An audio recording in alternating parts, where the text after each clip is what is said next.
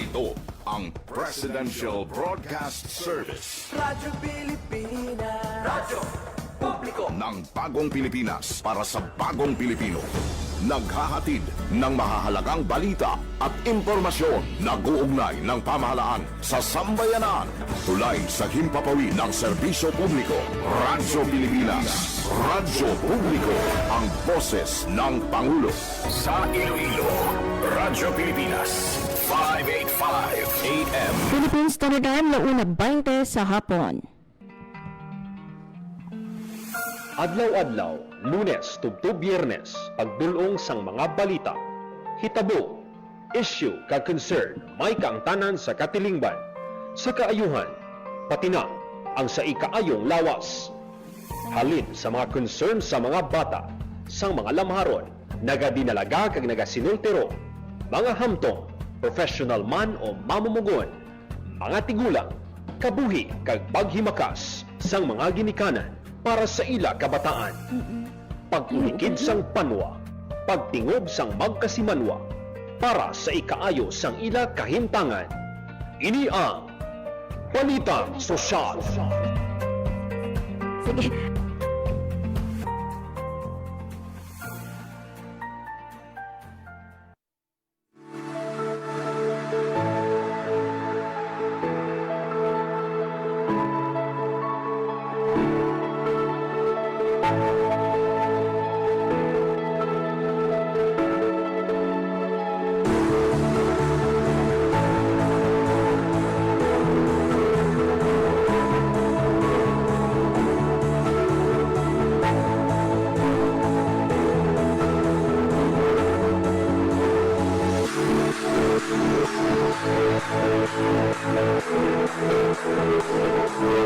Mayong hapon Pilipinas, mayong hapon Western Visayas, mayong hapon syudad kag probinsya sang Iloilo. Good afternoon. Isa mga biyan ka mainit nga hapon sa inyo nga tanan. Ano kita subong sang Miyerkules, Mayo 6, 2026. Nauna kita mga abyano nga Wednesday sa ikalimang bulan sang tuig 2026. Welcome sa ating nga pagpangalaga diri sa programa Balita Sosyal. Sa kinaandan mga abyano akong inyo alagad, makaupod tutog 1:55, Marian Grace Ereñaca. Mga abyano sa ating nga pagpangalagad subong nga hapon, sila sa ating nga pag-istoryahan ang pag-umpisa mga bano subong nga adlaw sang tupad tuloy pa pag-asa program sang aton man nga Department of Labor and Employment kaupod mga bano ang aton nga LTFRB. Miara kita more than 100 ka mga jeepney drivers and passenger assistance officers sa ruta mga abyano nga Tagbak, Bunta, Tala, Iloilo City proper nga mga pilot beneficiaries naton sa siniman nga programa kung sa diin mga abyano makabaton ini sila sang 550 pesos kada adlaw ini ha for 20 days in exchange no sang ilaman nga pag-render sang service. So istoryahan natin mga abyano ining tupad tuloy pag-asa program. Kung minalabot kita mga abyano nga pila ka mga PAW naton o mga passenger assistant officers naton nga beneficiaryo sang siniman nga programa sa pagpadulong naton dito no sa Tagbak Terminal. And this afternoon mga ben, istoryahan naman ang ating Department of Social Welfare and Development nagasaulong mga ben sa ika-75 anibersaryo kag diri mga ben sa aton sa Western Visayas ang aton nga Regional Field Office 6 nag-launch no sang ilaman nga celebration sa sining programa o kung sa sinino nga anibersaryo. Ako mga abyano hatag sa aton no sa pila ka mga nakalinyada nga mga aktibidad sa aton man nga regional office sa sininong selebrasyon. Yari mga abyano sa aton piyak nga linya ang aton nga Regional Information Officer sang DSWD6 si Ma'am Therese Feli Ligaste. Ma'am Therese, good afternoon and welcome sa Radyo Pilipinas Iloilo. Yes, hello, ngayong hapon. sa inyo tanan, Ms. Marian, and to the rest ang nag-tan-aw kung pamati isilang programa sa Radyo Pilipinas. Yes. Ma'am, ang ato nung Regional Field Office 6 nag-launch no sang Lunes, I think no, during the flag raising ceremony sang siniman nga ika-75 nga anibersaryo sang DSWD. May we know, may ara bala kita no sang aton nga mga local nga mga programs and activities in line with this celebration. Yes, actually, on our 75th anniversary celebration, no, this is actually a full-year round celebration, Ligayano, for the agency's 75th anniversary. And here in the region, here in Field Office 6, no, din sa ulog natin ang atong 75th anniversary celebration sa Lunes nga adlaw, which actually, no, Marian, no, it was actually planned as a month-long celebration there is a region. However, because of course of the energy emergency, we had to change our plans and make sure we still have that spirit of the celebration, but then more modest, na gathering, so from nakalista nga mga activities nato, gin-turn down gid siya naton sa pila na lang gid ka activities, and gin-squeeze siya naton nga mapaigo naton in a one whole day, full na activity. Agud na sa ulog nato, ang aton nga Diamond o Jubilee, This is with the team henerasyon ngayon para sa henerasyon ng kinabukasan, because we want to honor not only ang legacy of the service sa aton nga mga those nga mga nagtrabaho man sa aton nga departamento, sa aton nga ahensya sa sulod sa 75 katuig, but also ang responsibilidad naton para ma-build a better future sa mga next generation man, nga ilamang para sa mga magatrabaho pa sa ahensya natin, but also sa aton ng mga mobiligan pa. Yes. Ma'am Therese, with this nung pagsaulog naton sang celebration, do ano kadako nga bagay for our DSWD nga ginasaulog ining anibersaryo 75 years Diamond Jubilee, kumbaga ano ang buot silingon sa sininga celebration, kag ano pa ang mga palaabuto nato sa mga masunod pagid nga tinuig sa mga serbisyo kag programa sang DSWD. Yes, of course. So for this year, as always, actually, because every year we have our culminating event, awarding ceremony, especially for the praise awards and the loyalty awards na giniwat man naton sa Lunes nga adlaw, So, in this type of activity, gahatag kita sa pagkilala sa aton nga mga employees natin with excellent performance, with their sa ilang mga behavior, sa ilang skills, sa ilang share ng mga talents, ang ilang trabaho sa ahensya. So, in the mga awards ang ilang gimbaton from praise awards, may ara man kita for our COS workers, may ara man kita for our permanent workers. We also had for innovations, ang mga nagkalinlain natin, ng mga innovation, so may ara man kitang award. And of course, ang atin ng mga loyalty awardees, just imagine, may mga ara kita nga nag 10 years na, nag 20 years na, 30 years, and 35 years. Just imagine how long mga time naging spend nila to serve the people through working in this agency.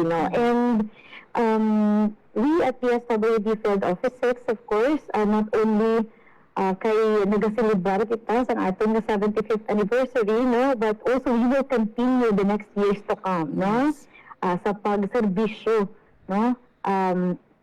Sa tagsaka Pilipinas, especially diri sa Western Visayas. Yes. Ma'am Therese, no, ining hambali mo no, nga pagpalabot naton sa serbisyo sa mga nagakinahanglan, no, makita naton because nga sometime ni RD Joselito Estember may ara kita mga gimpang open nga mga satellite office sa Antique and I think no diri man sa aton sa Iloilo.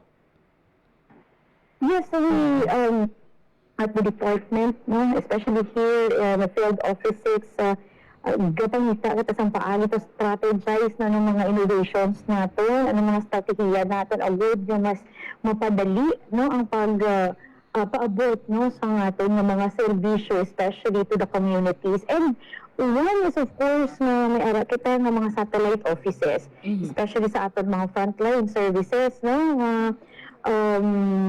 isa na diri ang assistance to individuals in crisis situation natin, where ang nag-provide sino, naghahatag sa sino is our SWAD offices, no? Previously, we only had 5 SWAD offices, no? By 6 before, no? Pati including na dira ang siyang aari pa sa ato ng Negros Occidental. Right now, before it was 1 per province. So subong ni ara nakita nga satellite offices, no, sa aton nga SWAD office where they can we can provide services or assistance, especially to those with need sa mga medical, no, and burial, no, and also makahatag man sa mga information as to other programs and services man of the agency. Yes. Ma'am, isalot ko na lang nino, natapos na ang aton nga pagpanagtag sang CRA sa aton nga mga tricycle driver in Western Visayas. Actually, subong no ang aton cash relief assistance for tricycle drivers is sa nagligad no special payout na kita, and we already reached sang 95% no para sa aton nga tricycle drivers. And currently we are coordinating man with the LGUs kung dala ini nga mga wala pa ka-claim, no, sila bala ma-claim pa, no, or basi nga hindi na gid posible sila nga mag-claim, and ano ang rason, no, so ano na siyang ginapatan-aw natin. So out of the target natin na 53,865, no, for our tricycle drivers, naka-payout kita sa 51,432 tanan ka mga tricycle drivers, no? So ala kita sa 95.48% na sang aton na target, no, na tagan sang cash relief assistance sa focus ng Western Visayas. And isa good news, no, Ms. Marian, because since we're done with our pilot implementation, ongoing subong na aton coordination for the release of cash relief assistance para naman sa aton mga jeepney drivers. Ayun. So we're targeting to have our payout for this May, starting May 11. So until May 16, sama na siyang target dates naton for the release ang aton CRA for jeepney drivers. Yes. Ang sa aton ma'am nga jeepney drivers are for traditional jeepney drivers.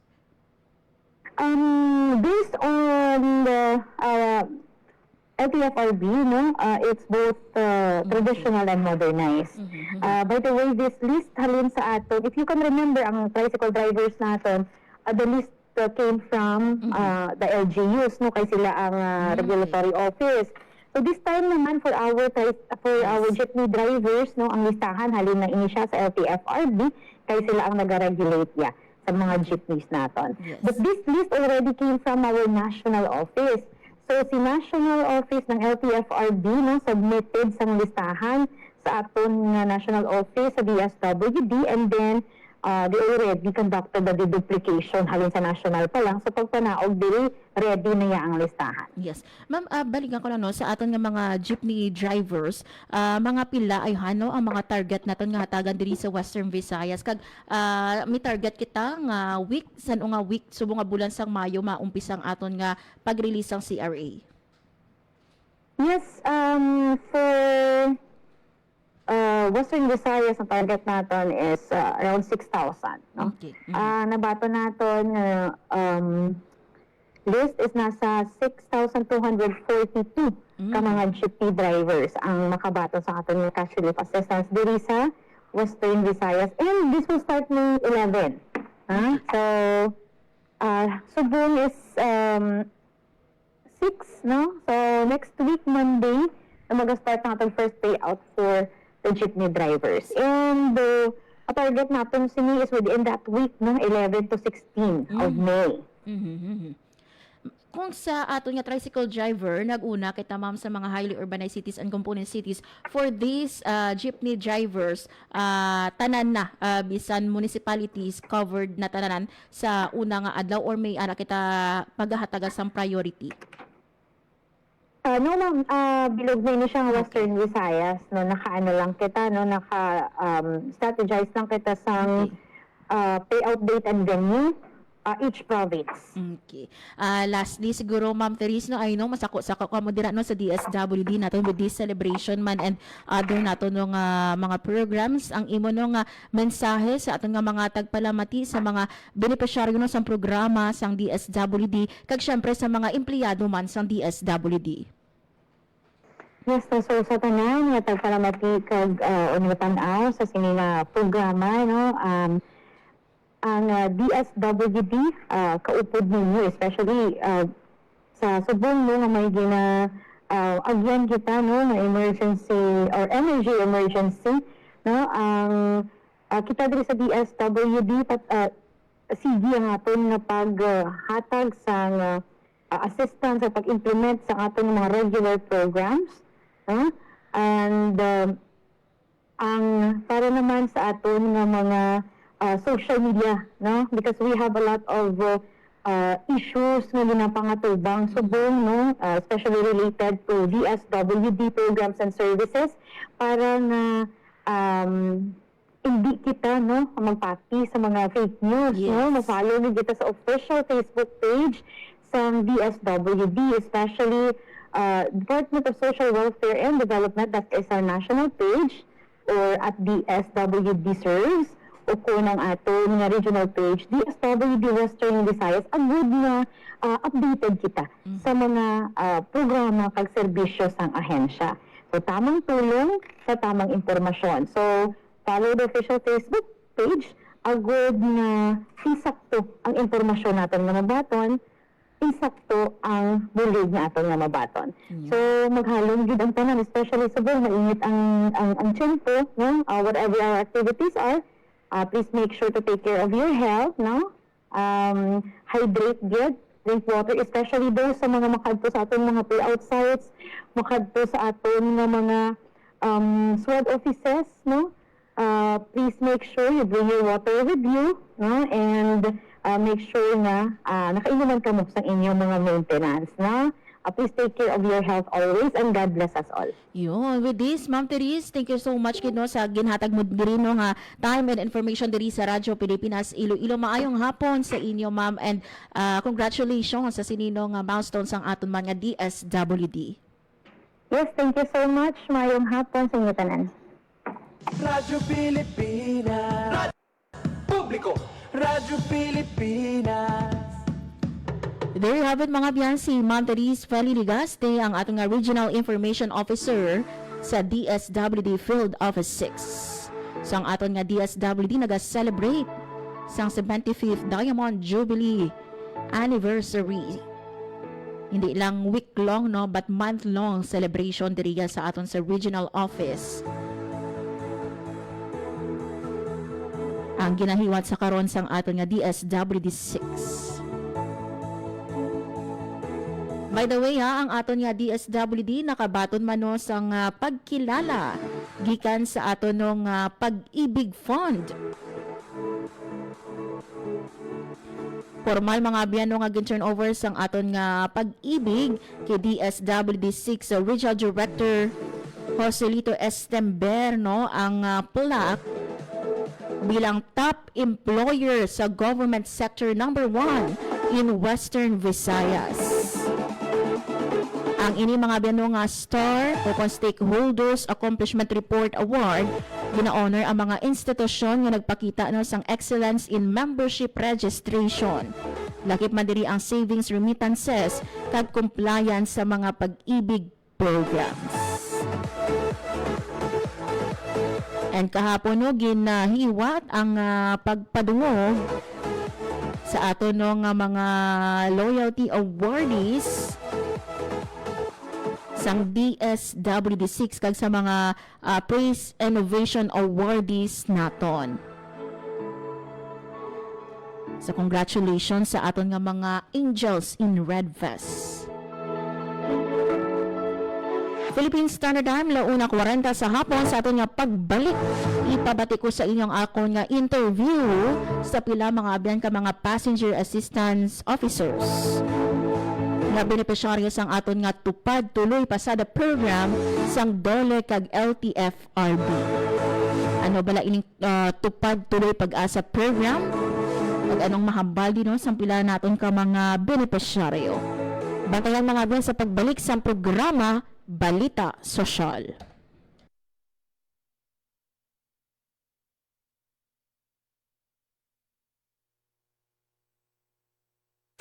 Time to celebrate kulturang Pinoy. Tradisyon, musika, sining, literatura at iba pa. Anything and everything fun and Filipino. Ito ang Pinoy Kultura. Kilala mo ba ang The Rockefellers? Ang pinakaunang Pinoy musical act to land a spot in a prestigious US music chart. The Rockefellers is composed of 4 brothers, Antonio, Junior, Eddie, and Albert, and their father, their pops, Moro Maligmat. Pasok sa number 16 ng Billboard Hot 100 ang kanilang kantang Killer Joe. Killer Joe, go holding her so tight. That was in 1963. Halos 5 dekada pa ang lilipas for a solo Filipino act to surpass this feat. This is when Charis Pempenco's self-titled album debuted at number 8 on Billboard's Top 200 albums. Yan ang Pinoy Kultura because our culture is cool. Game, 1, 2, and... Paatuhon, balikat ulo, itapetan, may mga sus. Huwag mong titigan ang hindi sa'yo at maging disenteng tao. Pare, ang catcalling ay isang uri ng sexual harassment. Di biro ang sexual harassment at di nakakamacho ang pang-aabuso. Isang paalala mula sa Philippine Commission on Women at ng himpilang ito. Maging fuel efficient. Planuhin ang bawat biyahe para iwas traffic. Mag-carpool para sa mababang carbon footprint at emission. Tipid na pamasahe, may savings ka na aabot sa 10%. This is a public service announcement from the Department of Energy and this station. Time to celebrate kulturang Pinoy. Tradisyon, musika, sining, literatura at iba pa. Anything and everything fun and Filipino. Ito ang Pinoy Kultura. Ang abakada, sounds that make up Tagalog words, pagbigkas at pagsulat ng mga titik o letra sa Tagalog, the basis for our national language. Steam It, Panahon TV, Tagalog Lang, Metro Scene, and Wiki dig into its evolution. Records start with the baybayin, the alphabet used by the early Filipinos in the 1600s. From the Tagalog root word baybay, meaning to spell, baybayin was apparently derived and influenced by Indic and Javanese scripts. There was also the alibata. Paul Rodriguez Versosa named that in 1914. Was based on the Arabic alphabet from the Maguindanao Moros, but was modified when the Spanish came. The Spanish introduced the Latin and Spanish alphabet called abecedario, the original alphabet of the Catholicized Filipinos. You could say the Romanized version of Baybayin. Then the Americans came and introduced the English language and its 26-letter alphabet. Because there was fear of losing the abecedario, the government ordered the adoption of a Tagalog-based national language. They also wanted a dictionary and grammar book. That's where writer and former Senator Lope K. Santos comes in. In 1939, he developed ang Balarila ng Wikang Pambansa. Abacada became the national alphabet from 1940 to 1976.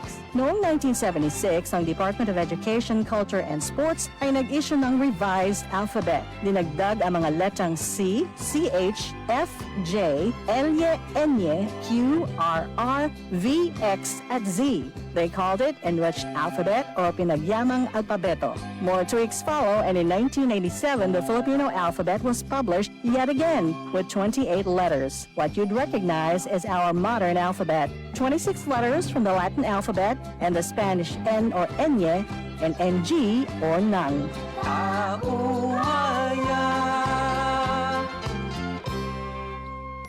Yan ang Pinoy kultura because our culture is cool. Maging fuel efficient, siguraduhin na walang bagahe na di kinakailangan sa sasakyan. Magmaneho ng wasto at iwasan ang idling. May savings ka na aabot sa 15%. This is a public service announcement from the Department of Energy and this station.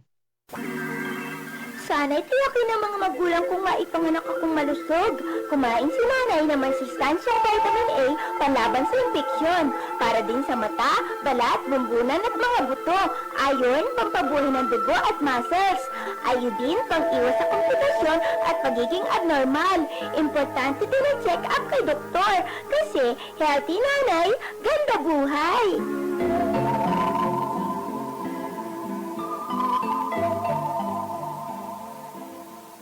This is a public service announcement. Discipline is the key. Umiwas sa aksidente sa daan. Ang pagmamaneho ay may kaakibat na responsibilidad, hindi basta mapaandar lang ang sasakyan. Kilatisin ang sarili. Ang kahandaan sa manibela, siguruhing inyong konsentrasyon ay hindi magagambala. Importante rin na ating laging isipin. Init ng ulo ay huwag pairalin, bagkus kaligtasan ng lahat ang siyang dapat unahin. Isang mahalagang paalala Mula sa Presidential Broadcast Service at Radyo Pilipinas, Radyo Publiko, 738. This is a public service announcement. Public service announcement from PBS, Presidential Broadcast Service at Radyo Pilipinas, Radyo Publiko, 738. Maging fuel efficient so regular na preventive maintenance, malinis na air filter, fuel injectors at engine oil, may savings ka na aabot sa 2%. This is a public service announcement from the Department of Energy and this station. Time to celebrate kulturang Pinoy. Tradisyon, musika, sining, literatura at iba pa. Anything and everything fun and Filipino. Ito ang Pinoy kultura. Flight PR 1043, now boarding. Hey, that's us. Vacation, here we go! Always love flying the first and oldest commercial airline in Asia, our very own flag carrier, Philippine Airlines. Dreaming of love while cruising at high altitudes. Did you know this track was specifically made for Philippine Airlines back in the 70s? Composed by Jose Marichan and arranged by Ryan Cayabyab. Closer to heaven with 30,000 feet. Brings back good old memories, at the same time, creating new ones with a new generation. Oo, ang ganda pa naman ng kanta. Leave all your worries as we soar over the clouds. I don't know about you, but I always feel a sense of pride every time I see our flag carrier on airports or up flying high in the sky. They'll be shooting stars through time and space. Yan ang Pinoy kultura because our culture is cool. Time to celebrate kulturang Pinoy. Tradisyon, musika, sining, literatura at iba pa. Anything and everything fun and Filipino. Ito ang Pinoy kultura. Naaalala niyo pa ba ang mga katagang ito? Philippines Standard Time, launa 47 sa hapon. Sa gihapon mga abyan, nagapamati kamo sa programa Balita Sosyal. Sa buong mga abyan naman sa is, nag-upisa nino ang pagpatuman sa ating natupad tuloy pasada program sa ating Department of Labor and Employment at sa ating mga Land Transportation Franchising and Regulatory Board o LTFRB kung sabihin din sa atin sa Western Visayas sa pilot implementation ni ara kita sa 116 ka mga driver kag passenger assistant officers na makabenepisyo sa 20 ka adlaw na employment program na maganawig until May 28. Sa sulod mga buwan sa 20 days, makabaton ini sila sa 550 pesos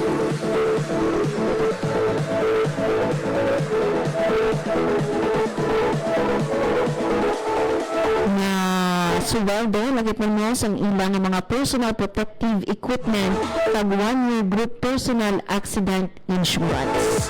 Nanabuot kita mga ba nga pila sa mga pauno o kung passenger assistant officers dito sa Tagbac Terminal Haro. Kagyari mga ba na ipabati naman sa inyo ang pilano sa ilang mahambal. Bangod ngati sila no ang napilian ng mga pilot beneficiaries sang silman nga programa. Pamatian natin mga bono ang aton isa sa mga beneficiaryo si Ma'am Mariluga gikan mga biyan diri sa aton sa syudad sang Iloilo. Tuman di ka ang qualify ko, ang madala ko diri sa Belo Tupad Pasada sa Mix Cohort. Sa ako sa mga tao nila, napasalamat ito sa amin ng kampanya na isa ako napili nila ang madala. Tingad ako ang mabilig sa akong pamilya, sa akong man, bisa naman ang obra at bilis ang mabilig ang makapaeskula sa akong kabataan. Walo. Hindi ka iswala ka? Nag-obra na ng standard school ang ito. Ano ka budlay ang manulog sa kapal? Budlay, gid man nakabutman kami. Pag kita kape, siyempre natindan kami pasahero namin sa kakanaon, natikip kami, kami sa ilada, nabantay kami sa ilada na nabisgasya. Pag-isa, may harap kami ng mga pasahero na biglang insindihin.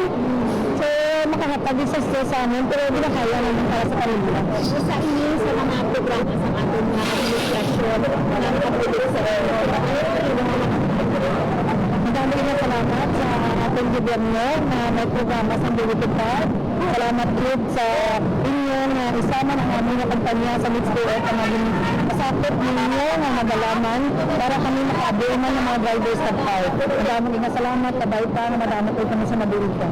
There you have it mga biyano, si Ma'am Mariluga, no? Isa ka passenger assistant officer kag beneficiary sang atong natupad tuloy pasada program sang aton nga dole kag sang aton mano nga LTF-RB. So according sa iyan no, ni walo ini si Ma'am Marilu nga kabataan, no, ang isa diri ni ara na sang pamilya, ang pito yara pa no sa iya nga paghinakop kag according sa iya gani no ang budlay katama no ang obra nila nga mga pao. Bangod nga ti aside sa nagapang ticket ini sila pagbalanse nila no sang ilang lawas sa sulod sang modernized jeep ang gina-insure man nila no ang safety or sila man ini no naga-insure no sang safety sang ilaman nga mga pasahero. And sa pamangkot natin mga bano, ano oras ini siya naga-umpisa ang baliya, 5 kuno no, nagahalina ini siya sa balay nila, kag igo ini siya makapauli alas 9 na sang gabi. With this no, nga on top sa ilang sweldo, makabaton pagin ini sila sang assistance na 550 pesos per day sa sulod sang 20 ka adlaw according sa iya dako nga bagay no, or dako ni ang mabulig sa iya nga pamilya, especially no nga malapit na lang ang abri klase, makapamakal na siya sang galamiton sang iyaman kabataan, kag syempre dugang pagkaon or balon sang iya kabataan. Isama kita mga bano nga na-interview sa pagino ka PAW o kung passenger assistant officer kag beneficiary man sang tupad tuloy pasada program na si Ma'am Genevieve Salarda. Pamatian natin mga bano si Ma'am Genevieve Salarda.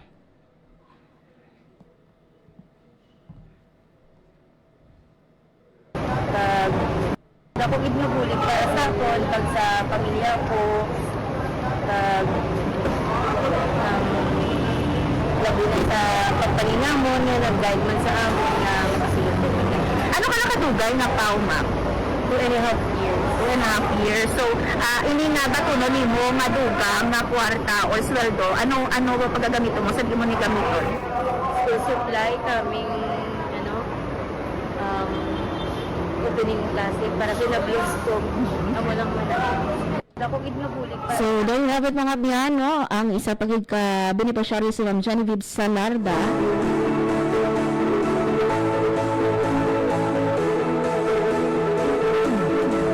According sa iyan, 2 years na ini siya nga nagaubra bilang PAW, no? Kag ang ini nga duga nga iya nga makuha no sa idalom sang siniman nga programa baklon sang school supply sa iya naman niya nga hinablo. So may ara kita mga binoor nag-allocate sang total of 1.3 billion pesos no kung sabihin 1.2 billion ang para sa aton nga just and fair compensation sa aton nga mga beneficiaryo. I stand corrected no 1.3 million pesos ang total allocation dili sa aton nga mga beneficiaryo. So ang aton nga pilot implementation sa tuloy pa sa the program ang sila no ang mga jeepney driver and power nato no sa traditional jeepneys kag modern buses nga may ana sang tagbak din patala J and Balsa Street nga ruta kanin May 6 to 28. Kabahin ninyo mga buwano sang Unified Package for Livelihood Industry and Food or Food and Transport o kon uplift na isa mga buwano ka framework na gin-create sa udanos ang Executive Order number 110 para nga tiinhagan-hagan ang impact sa siniman nga energy emergency. So nag-address ining tuloy pa sa program sang urgent needs sang aton nga mga beneficiaryo na apektado sang padayon nga pagtaas ang presyo sa petroleum products. So hopefully magpadayon ang implementation sa siniman nga programa. Kiti for this pilot implementation, we have more than 100 pa lang nga una naton nga mga beneficiary. Hopefully sa next nung pagpatuman, mataas-taas ang numero. Philippines Standard Time, launa 56 sa hapon. Unfortunately, wala na kita sa nabiling nga oras sa atong mga pagpangalagan diri sa programa Balita Sosyal. Thank you so much sa inyong pagtutok subong nga hapon and thank you mano sa atong nga nakaupod kaina si Ma'am Therese Fanny Ligaste, ang Regional Information Officer sang DSWDC. Thank you man sa akong mga katuwang technical sa studio, Engineer Roy Louie Kaipang kag sa among transmitter, Sir Jeffrey Biti. Ako na lang gid si Morgan Grace Aranyata kag ini ang Balita Sosyal. Inyong tulay sa himpapawid ng serbisyo publiko, ang Presidential Broadcast Service, Radyo Pilipinas, Radyo Publiko. Radyo Pilipinas.